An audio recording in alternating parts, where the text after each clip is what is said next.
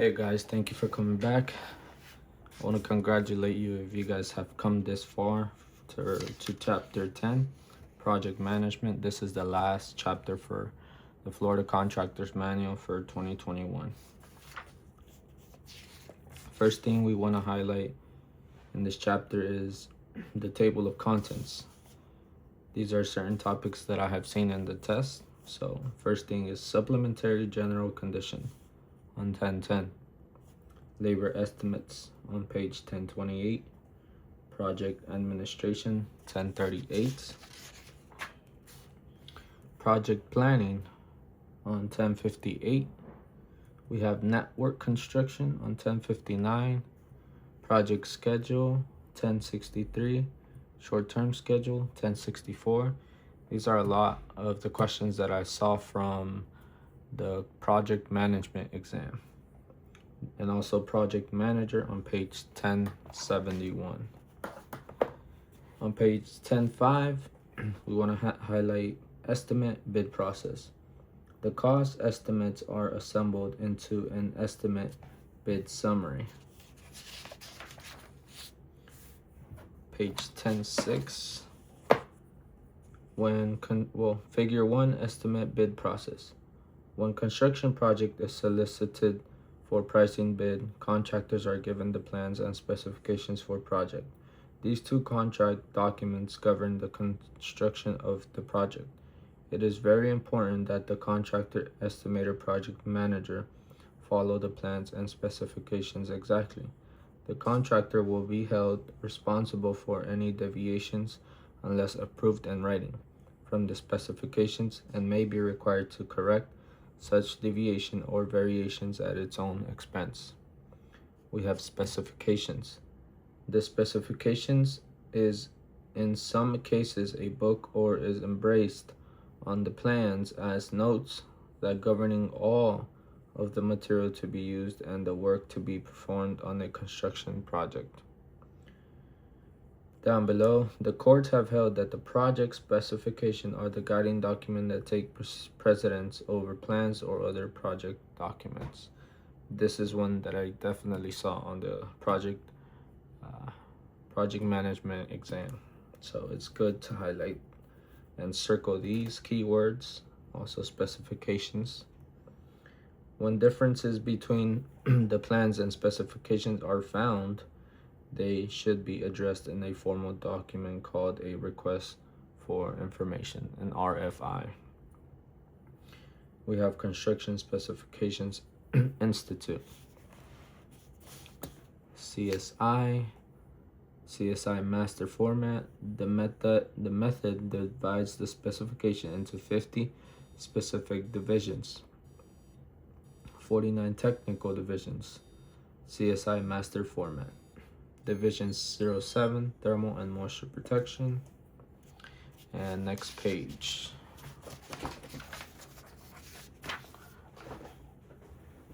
Next page is, so you guys can see there, 1009, 1008, we have CSI master format 03, concrete. Try to get familiar with this. Even probably won't use that much for the exam. But on page 9, we have instruction to bidders. This section provides the prime contractor and subcontractor with brief description of the project, its location, and how project is to bid. For example, lump sum, cost of the work plus a fee, unit price, and/or design build. In addition, the instructions to the bidders indicate where and how plans and specifications are available. For preparation of the bid, what forms are required, and location, time for submission of the bid. This section also includes requirements by the prime contractor and subcontractors, for example, bidders, qualifications, payments, and performance bonds, specialized insurances and/or certifications. Then we have proposal. The proposal may show that alternate bids were requested. In this case, the prime contractor should review the proposal and ascertain which of the alternate bids have been accepted in order to determine the extent of the work to be completed. General conditions. CSI Master Format, page 1010. Contract documents. A listing of the documents involved in the contract, including the plans, specifications, addenda, and amendments. Shop drawings. This item identifies the fabrication drawing and/or material data sheets or information which must be submitted by the prime contractor and/or subcontractor to indicate the specific materials and equipment are to be incorporated into the work. Down below we have supplementary general conditions. On page 11, we have the contractor must instruct all crews to exercise caution while digging and requires notification to the underground location contractor as code requirement. Any utilities damaged during excavation must be required or replaced by the contractor. Job site offices are to be maintained as specified on the site by the contractor. This office space may include space for the owner representative. The contractor may be required to provide telephone fax at the project site for use by the architect, engineer, or owner representatives. Temporary sanitary facilities. Portable water are to be provided by the contractor for construction personnel. The contractor must supply an electrical service of adequate size to provide temporary light and power to the site. So page 1012, we want to highlight planning, the process of determining the work or project requirements and developing the means and methods for the construction of the work of the project. We also have estimating. It is the process of determining the amount and type of work to be performed and the quantities of materials, labor, and equipment needed. Methods of estimating. We have the square footage. This is definitely on your exam, guys, so I would definitely go over this at least 3 times. The square footage method. This method is not recommended for prime or lump sum contracts. The detailed survey or piece method is an accurate estimating method that consists of listing all materials, labor needed for an element of work project. The unit price method consists of determining the cost of each unit of construction, such as doors, concrete, slab, flooring, formwork, just as in the piece method. Approximate estimates. Guesstimate is less detailed and specific than the detailed survey or unit price approach. To arrive at an approximate method, the contractor may use some form of gross unit cost from previous projects, experience, or memory. Commonly used methods to prepare approximate estimates are the square foot cost estimates, cubic foot cost estimates, and cost per function cost estimates. We have types of estimates: preliminary estimates, detailed estimates, activity estimates. They are used in the scheduling process. We also have material estimates, equipment estimates, manpower estimates. Next page we want to highlight is, let's see, page 1023. We have material estimates. Material estimates are used as a basis for construction material procurement and as a check to determine if sufficient materials are available to construct or complete a project. For example, the purchasing department or project manager may have some doubts about the availability of materials and request that an estimate be prepared listing material quantities required to complete the project. This estimate is then compared with inventory to determine any shortages. On page 1024, we have material take-off sheet. The bill of material sheet. Long lead items. It is recommended that these items be identified and ordered early. Long lead items. Page 1027, we have factors affecting production. This is another question they will ask you, is what factors affect production. That's permissible speeds. Equipment speed will usually average 45 to 65% of speed limits, depending on factors such as the condition of the road, number of intersections to be crossed, amount of traffic, and length of haul. We also have the type of material, safety factors, the experience of the operator, the age and condition of equipment, completion time affects production, climate has a considerable effect of production of equipment working outside. On page 1028, we have labor estimates. There are two types of labor estimates, preliminary and detailed manpower estimates. Down below, a good preliminary should vary less than 15% from the detailed estimates. Detailed manpower estimates. Page 1030, we have factors affecting production. Weather conditions, the skill and experience of the craftsman, the time allotted to completion of a project will have a definite bearing. The size of the crew can affect production in another way. Site accessibility, type of material, the type of equipment available.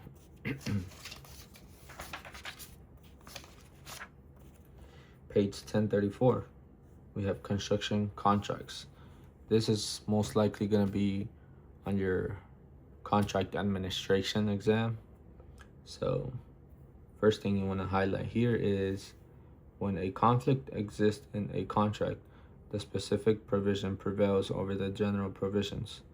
The handwritten provision prevails over the typed provision, and the typed provision prevails over the printed provision. In the event there is an inconsistency where numbers are expressed in words and figures, the words govern. Sources of standard industry forms include the following. Then we have types of contracts. One division includes those contracts for which the contractor is selected on the basis of competitive bidding, typically fixed price. Almost all public construction contracts, as well as much of the private construction contracts, are in this category. The second major division, construction contract, consists of those that result from the direct owner-contractor negotiations. Then we have lump sum. Last paragraph, we have contracts of the cost plus variety are used where, in the judgment of owner and or contractor, a fixed lump sum contract is undesirable or inappropriate.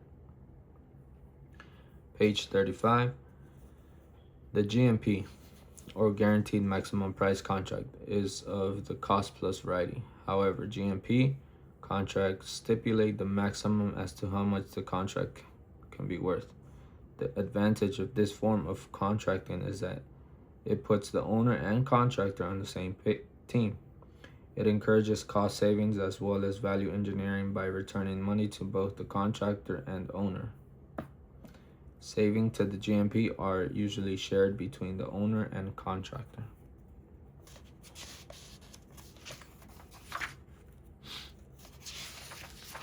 Next page is 1038, project administration. Responsibility for job progress typically lies with a project engineer or field superintendent. The project engineer or field superintendent completes the job status report each month, indicating the percentage completed by each major construction activity. Basis for monthly requisition, and also as the basis for monthly calculation of estimated total job cost.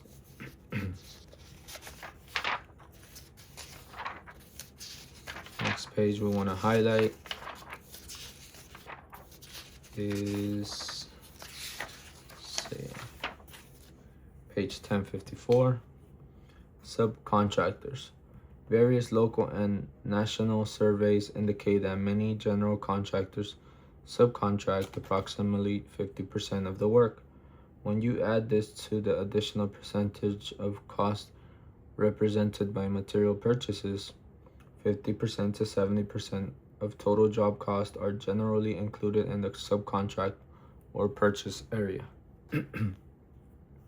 The responsibility for the timing and coordinating of subcontract work and material delivery normally should rest with the field superintendent. Management attention would be required only in the event of significant or unusual problems. This report is prepared weekly by the field superintendent. Requisitions from subcontractor for payment and invoices received from vendors should be processed for payment only after the project engineer or field superintendent has verified that the receipt of materials or services has been obtained. Let's see. Next page is 1057. We have the network analysis technique. Critical path analysis CPA, critical path method CPM, and project evaluation review technique PERT are representative of numerous titles. The basis of any of these approaches is the analysis of network or events and activities. For this reason, the generic title covering the various system is network analysis. Advantages of network analysis. Network analysis separates the planning of the sequence of the job or task from the scheduling of times for the job or task, thus overcoming simultaneous and less effective planning and scheduling. Number 2, the interdependencies between job or task are shown, and thus it enables construction personnel to see not only the overall plan, but the way in which their own activities depend on or influence those of others. Number 7, identifies critical activities that must start on time to avoid extending the project duration.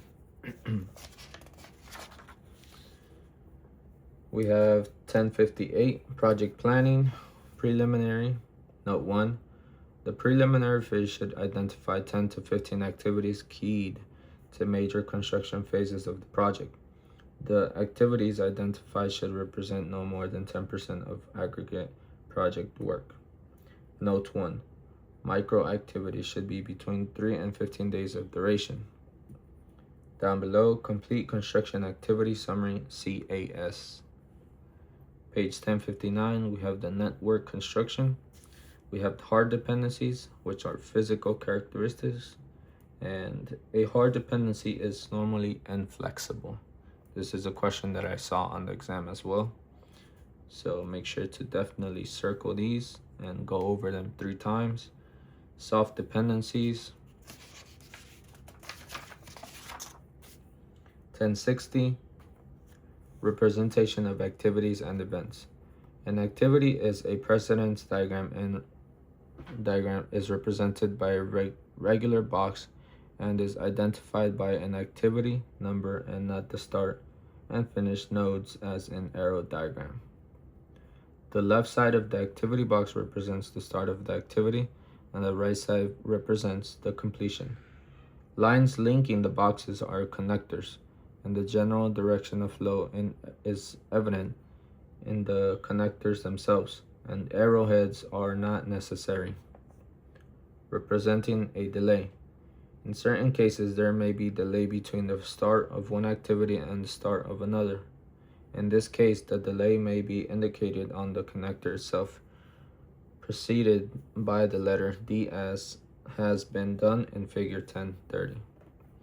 Page 1061, we have representing parallel activities. The letter P on the connector indicates a lead on the start of preceding activity, and an F a lag on the finish of the following activity.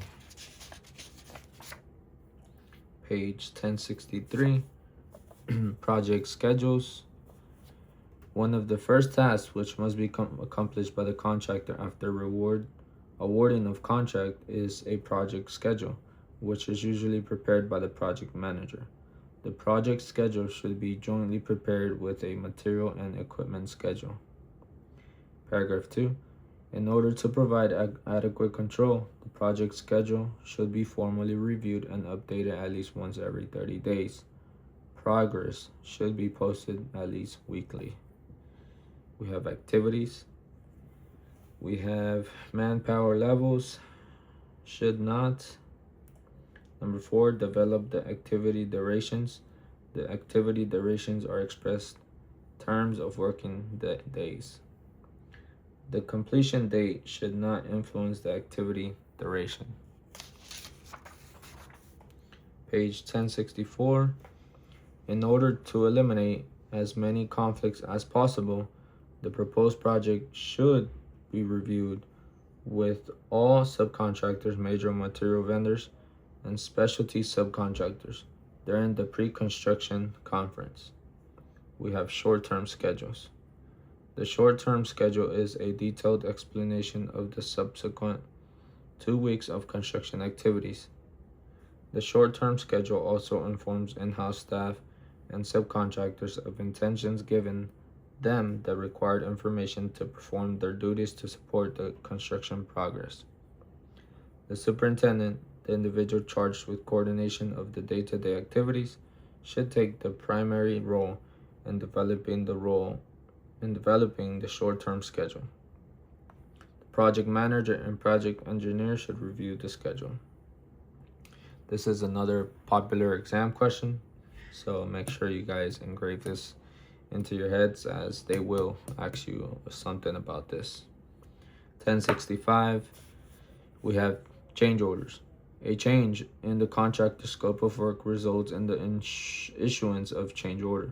Change and extra work can be initiated by the architect, owner, their representative, or the contractor's request for changes can be initiated by the subcontractor, vendor, or contractor. The owner or owner's rep has authority to issue changes to the contract. Subcontractor change orders. Number 2, request for compensation for extra work, which is within the scope of work required by the contract documents, but clearly not the subcontractor's scope of work. On page 63, we have scheduling development timetable. Make sure you guys take time to go over this a little bit. Page 1067, we have back charge preparation and control. When a contractor has to perform extra work for a subcontractor material vendor, it will proceed to recover the cost in the form of back charge. So that's a key word that you guys will see in the exam as well. Subcontracts. A subcontractor is defined as any business entity providing labor and material on the project site. This includes cranes, hoists, and other equipment rented with operators. The following subcontract documents should be submitted to and approved by the contract prior to the subcontract commencing its work: insurance certificate, payment and performance bond, subcontract agreement. We have 1068, job site inspection and visits. A weekly job site meeting should be held with all subcontractors at least once a week or more often if necessary. Subcontractor defaults. It is the responsibility of the project manager to notify a subcontractor and/or vendor when it is in default of any provision of subcontract agreement. Article A. 1069, we have Article B, Article C, Article D, and submittal and shop drawings. The expediting and processing of all submittals is the responsibility of the project manager, and on larger project, the authority may be delegated to the project engineer. The overall time framework for receiving submittals is defined by the construction schedule and contract document. We have page 70. The following documents should be obtained by the project manager. Certificate of substantial completion, typically issued by the architect. Certificate of occupancy, typically issued by the building official. 1071, we have job responsibilities. This is another one where they will ask you questions from, more than likely. As a contractor, there are 3 factors that affect the cost of project. They are labor, material, and equipment. These 3 areas comprise 85 to 90% of the cost of all construction activity. Field supervisors affect on direct construction costs 85 to 95%. We have project manager, maintain change request log and control changes. We have project superintendent, project engineer, project accountant, and term definitions. I would definitely put a tab for your definitions, guys. It's at the back of the book. We have page 1074, front-end loading, a procedure under which processing billings are accelerated in relation to costs incurred. We have page 1075. It keeps going over here. By assigning higher values to contract portions to be completed in early stages of a contract than to those portions to be completed in later stages, so that cash receipts from the project during the early stages will be higher than they otherwise would be. We have letter of intent. A letter signifying an intention to enter into a formal agreement, usually setting forth the general terms of such agreement. We have 1076, punch list, a list made at the completion of work indicating terms to be corrected by the contractor or subcontractor to complete the work as specified in the contract. We also have warranty maintenance period.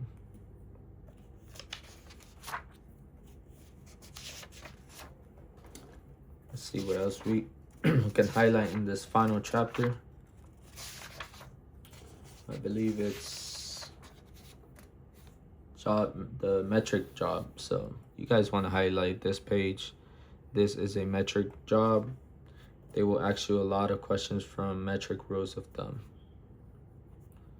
You want to highlight this section on page 1090. And then we go on to page 1095. We have hazardous waste management, record keeping, Resource Conservation and Recovery Act, RCRA, 3 years, Department of Environmental Protection, DEP. Page 1096, we have accidental discharge from broken or severed industrial or domestic sewer lines. Notifications. Florida Administrative Code 62604.550 requires that notification be made to the Florida Department of Environmental Protection of all abnormal events within 24 hours. The FDEP may require written notification within 72 hours. On page 1097, we have asbestos. This is a popular one. Send a notification of all demolition projects, even if there is no ACM present in the structure, to the Florida Department of Environmental Protection at least 10 working days before beginning the demolition. FDEP has a notification form. Then we have page 1098, wetlands. The Florida Department of Environmental Protection, FDEP, is the primary application agency for the state. The U.S. Army Corps of Engineers is the permitting agency for the federal government, except for bridges, causeways, and effluent discharges. We have stormwater management and erosion control, and submit the application to the water management district where the project is located. If the project is located in the Northwest Florida, submit the plan to the Florida Department of Environmental Protection. This is usually on your project management exam questions as well. And finally, guys, we have completed the book. I will go over some key questions, popular exam questions, and I will show you exactly how I passed the exams and how I looked for the answers in the index. Anytime I got answers in the exams, I would always go to the index first. If I didn't see it in the index, I will go to the table of contents of that particular subject. And if I didn't see in the table of contents, then my last resort would be the tabs. I would finally go to the tabs and get familiar with these as well as much as possible. But they do have a new book for the Florida Contractors Manual. According to the BPR, you can still use this book, but it is recommended you get the newer book because it has more information in the index. It's much easier to find information, I believe, but this will still get you through the exams until further notice. So I want to thank you guys for joining. Please let me know if you guys want to see the new book highlighting guide, and the other books will be coming out as well with the highlighting guide. And these are all books that I have highlighted, and I have highlighted these books, guys, for you guys so that you guys can also be familiar with the books and help you during exam day. A lot of these sections that are highlighted are on the exam questions, so I am more than certain that they will definitely help. If you guys have any questions, please let me know in the comments. Please like, comment, share, and subscribe, and I'll see you on the next book. Thank you.